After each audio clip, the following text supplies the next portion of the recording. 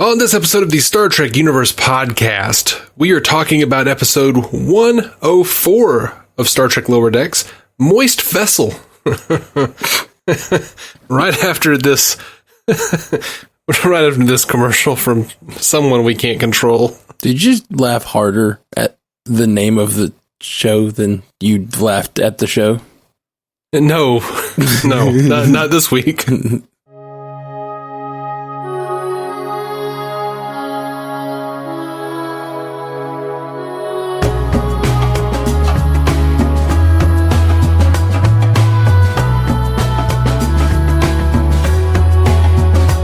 Welcome to the Star Trek Universe podcast. My name's Matthew Carroll.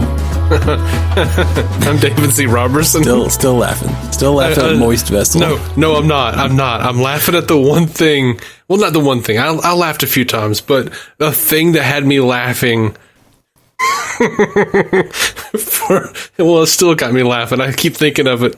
All right, what is it? When the guy finally ascends, yes, and he's like, the entire universe is on the back of a koala. Why is he smiling? What does he know? Yep, that was probably the best moment of the episode. The painful ascension was a pretty amazing thing. It was really good. It was really good.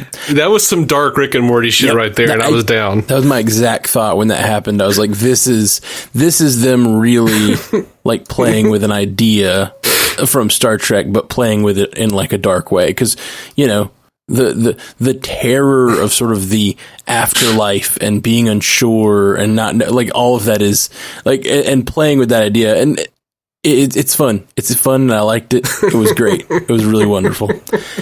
Everything else in this episode itself felt pretty similar to everything else they've done, you know, except this that ship, the Generation ship, looked almost exactly. Well, okay, not almost exactly. It looked similar to, especially in the interior, to a Generation ship from the Orville.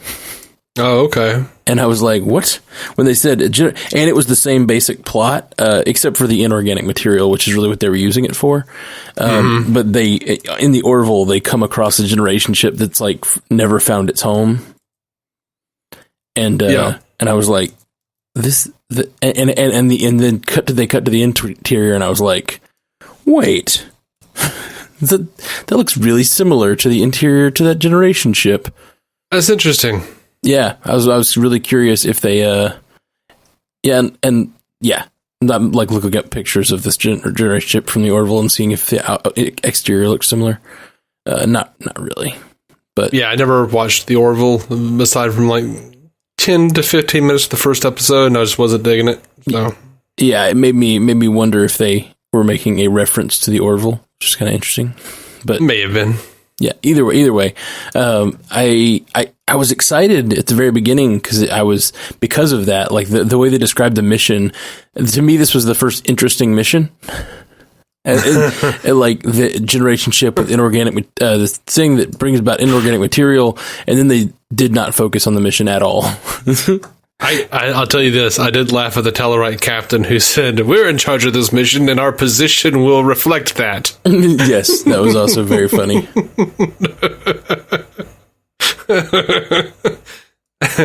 I was confused. I was pretty sure Starfleet officers could reject promotions.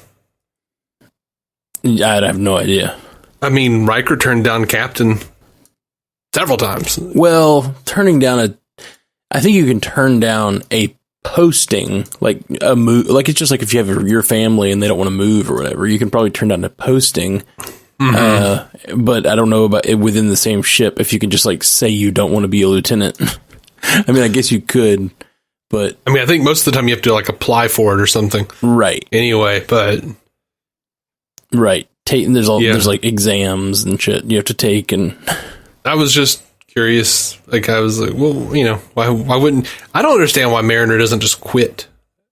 Well, clearly she doesn't actually want to quit, and she doesn't even actually want to drive her mother away.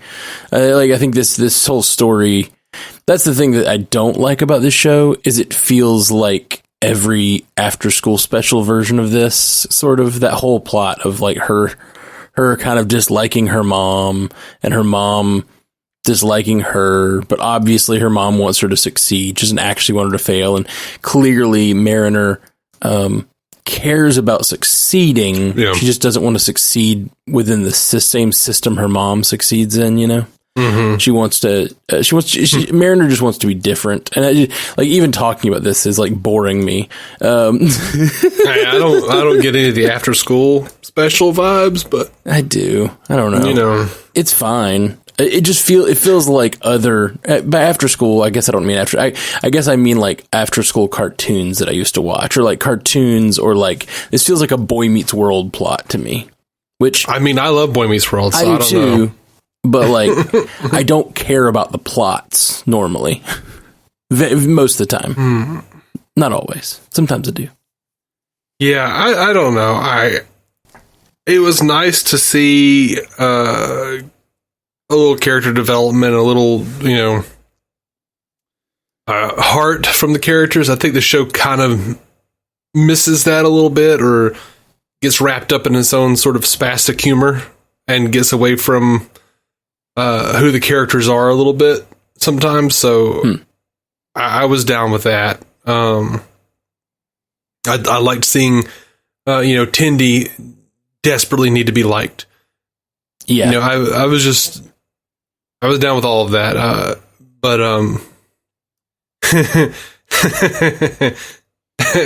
I actually did chuckle at quite a few things on this episode. So yeah, I did too, for sure. Bar stools hurt my back. You're not sitting on them right. Not sitting on them right. I've killed better men for less. No, you haven't. Well, I've threatened to kill better men for about the same.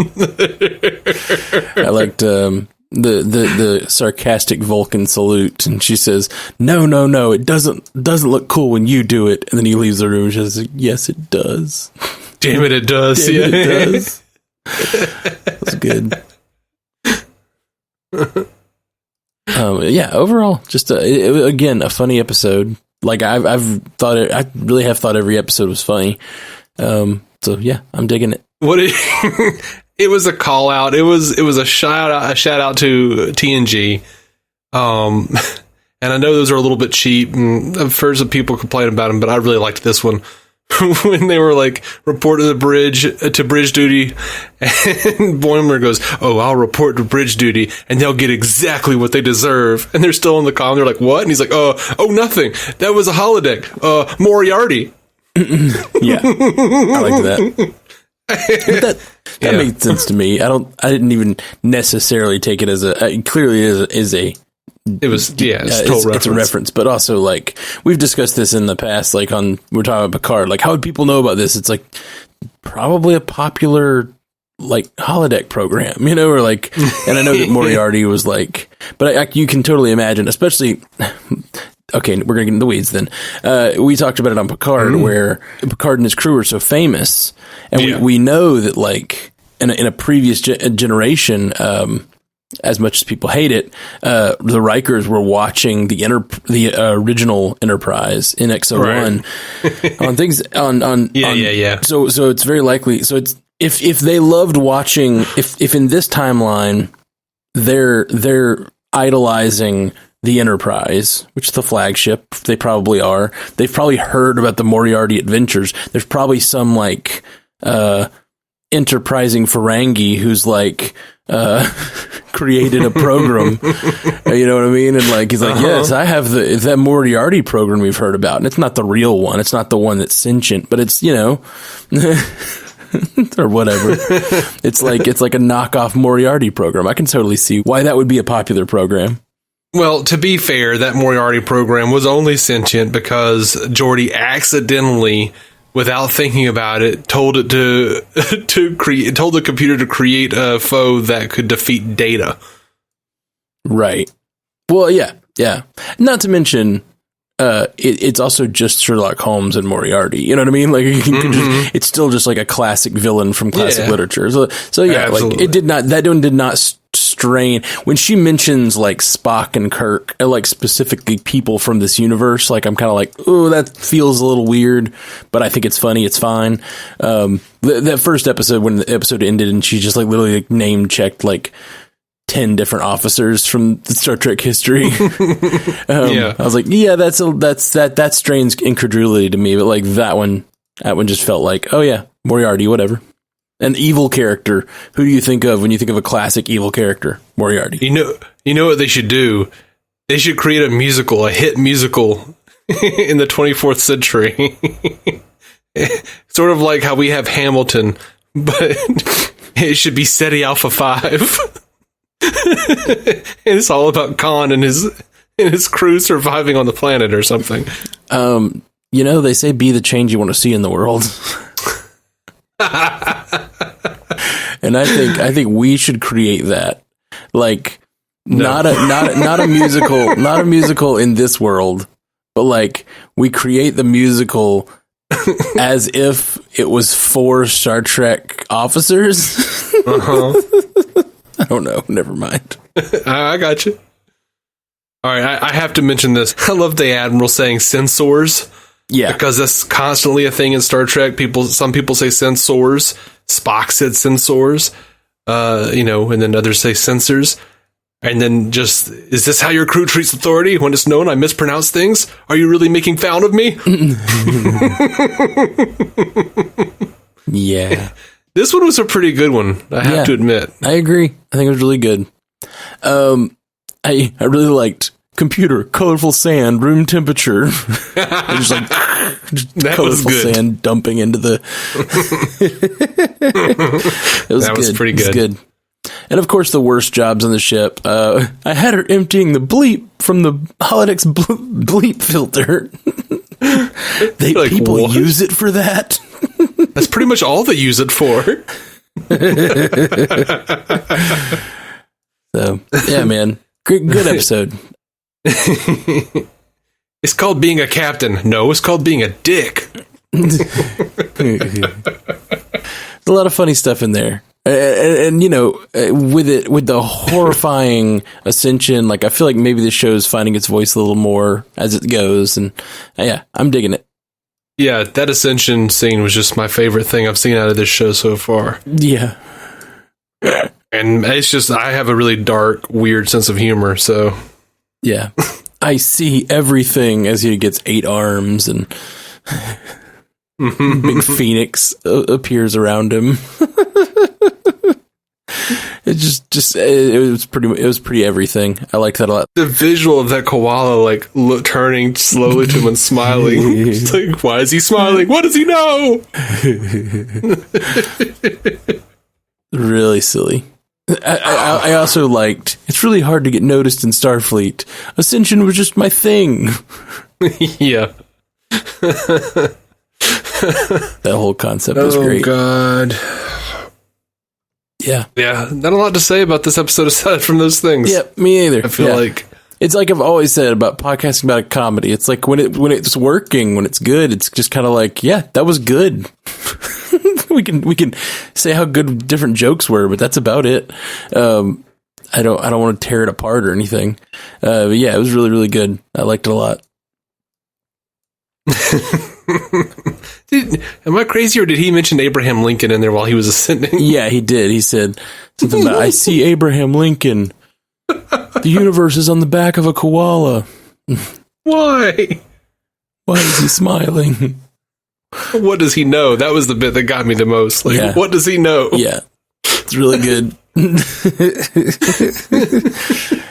Also, just like that trippy visual of the koala is really, really, really, really good and really, really funny. Mm-hmm. This slowly turning koala. Yeah. I think I need that tattoo. Oh, God. You absolutely do. Yeah.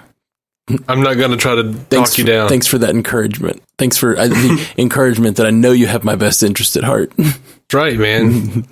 That's right. An Ascension koala tattoo, man. It's your birthright. I don't know what birthright means.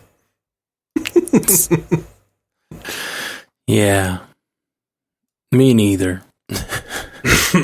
Well, I feel like we did it. We talked about this episode of Lower Decks. I liked it. It was good. If you haven't watched it, go watch it. It's funny. We ruined all the best parts. Why would you listen to us if you hadn't seen it? I don't know.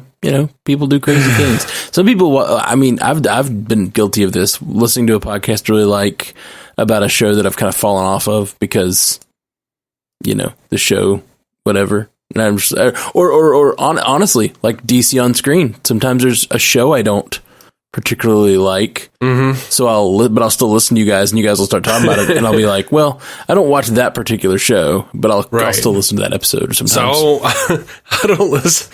I don't watch Supergirl, so I won't listen for 3 years.